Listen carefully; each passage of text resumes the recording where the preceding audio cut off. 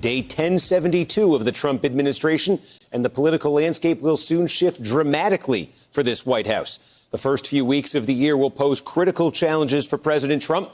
2020 is just days away, and the president is heading into the new year amid the biggest crisis of his presidency. He is facing an impeachment trial in the United States Senate. And tonight, senators are still awaiting the actual articles of impeachment from the House. Speaker Pelosi says she needs to know details about the trial process before she transmits those articles.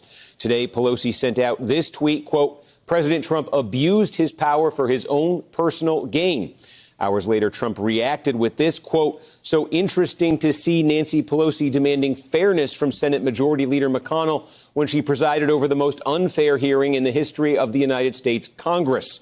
Pelosi and Senate Minority Leader Chuck Schumer are pushing for McConnell to subpoena witnesses and documents for a Senate trial. Their efforts are getting an assist from a group called Republicans for the Rule of Law, which released this ad aimed at Senator Susan Collins of Maine, a Republican who's up for re-election in 2020. Key witnesses in the Ukraine scandal must testify in the Senate impeachment trial. These witnesses include Rudy Giuliani. So you did ask Ukraine to look into Joe Biden? Of course I did. Mick Mulvaney. You just described as a quid pro quo. There's going to be political influence in foreign policy. Mike Pompeo. Rudy Giuliani delivered Ukraine files to Mike Pompeo. And John Bolton. A lawyer for John Bolton says that his client has new information on these meetings with Ukraine. Call Senator Collins and tell her these witnesses must testify. But some House Democrats want to make sure Senate Majority Leader Mitch McConnell is the main focus of the pressure to call witnesses. All the people that Donald Trump has said that can profess his innocence, he hasn't let come before Congress. We can help use this as leverage to make the Senate do the right thing. Mitch McConnell already said that he's working hand in hand with the White House on this. He's not an impartial juror. That's, again, breaking the rules that exist. An impeachment trial would get underway just as Trump escalates his fight for a second term. He's set to launch an Evangelicals for Trump coalition in Miami 1 week from tonight. That's on January 3rd, and then hold a rally 6 days later in Toledo, Ohio. While we've heard Trump trying out versions of a message based on keeping America great or promising voters that the best is yet to come, in recent weeks, he has used impeachment and investigations into his conduct to try to strike a chord with voters. Our opponents have spent every waking minute of the last 3 years trying to overthrow the election of 2016 and, at a minimum, to sabotage the election of 2020. The radical Democrats are trying to overturn the last election because they know that they cannot win the next election. After 3 years of sinister witch hunts, hoaxes, scams, tonight, the House Democrats are trying to nullify the ballots of tens of millions of patriotic Americans. There is also a chance that the Iowa caucuses, which will take place on Monday, February 3rd, may collide with a Senate trial of President Trump. NBC News reports that some Trump campaign officials are concerned about the impact of impeachment on voters that they have dubbed disengagers, or those who, quote, haven't been regularly attending rallies, didn't vote for Republicans in the 2018 midterms, and haven't necessarily responded positively to campaign outreach in the last 3 years. Today, Bernie Sanders seemed to indicate that his campaign is aware that some of Trump's voters might be up for grabs. If you want to beat Trump, you're going to need a large voter turnout, and I think our campaign is that campaign. One day after the upcoming Iowa caucuses, on February 4th, Trump is set to deliver his State of the Union address. We have seen this before. In January 1999, Bill Clinton delivered his State of the Union address while his impeachment trial was underway, but he did not mention his trial at all during his 77-minute speech. Trump, however, has been more than willing to discuss his impeachment and to openly question it. I'm the first person to ever get impeached, and there's no crime. I feel guilty. You know what they call it? Impeachment light. It's impeachment light. That's why, you know, with Richard Nixon, I just see it as a very dark era. Very dark, you don't even like to think. I don't know about you, but I'm having a good time. It's crazy. So I'm not worried. I'm not worried because It's always good. When you don't do anything wrong, you get impeached. That may be a record that will last forever.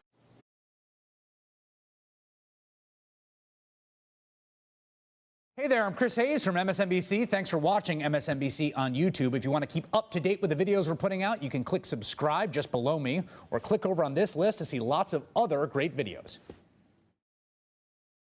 Let's go party, party all night long. Oh, hey, lonely, lonely goodbye. Oh, 其实这支广告拍摄蛮特别的，因为其实我们在拍摄之前，提前1个月，那个 Hitachi 的伙伴其实他就给我们1人1台吸尘器，是的，所以我们是用了1个月以上，对，才来拍这支广告。是的，那首先呢，我觉得它的那个它操作的灵活度，非常的大，因为任何的。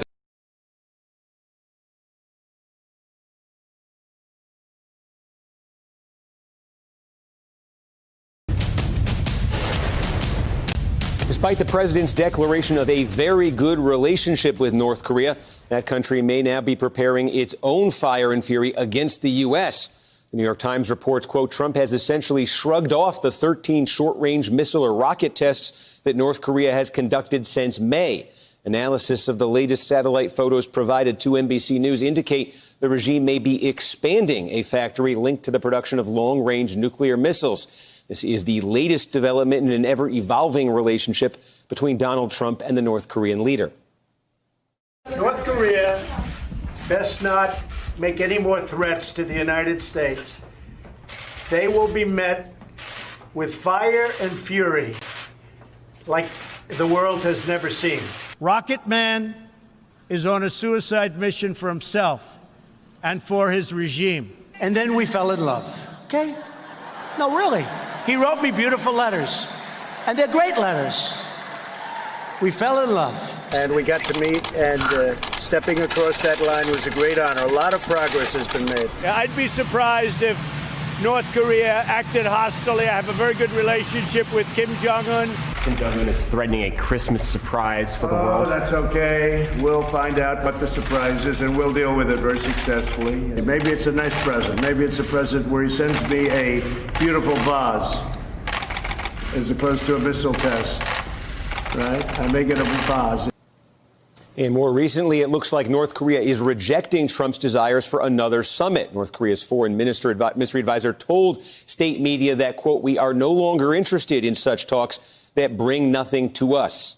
Back with us tonight, Gordon Chang, columnist for the Daily Beast and author of Nuclear Showdown, North Korea Takes on the World. Gordon, thanks for joining us. Let's take stock at the end of the year. Have all these missile tests, various missile tests throughout the year.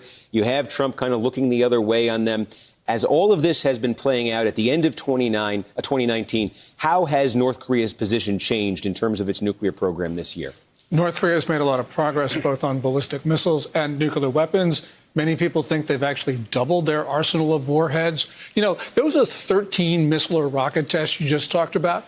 Those are violations of UN Security Council resolutions. And the problem of ignoring them, which is what we did, was the Chinese said, oh, well, I'm going to violate those sanctions as well. And what we had is both Russia and China openly violating UN rules. You got the North Koreans doing it. South Koreans want to do that. And all of that actually undercuts President Trump's diplomacy because a lot of money is flowing into Kim's coffers because of the violation of these rules. So you're talking about a program that seems to be advancing. North Korea also said denuclearization was off the table. The president was asked about that vow from North Korea. Here was his response just a couple of days ago.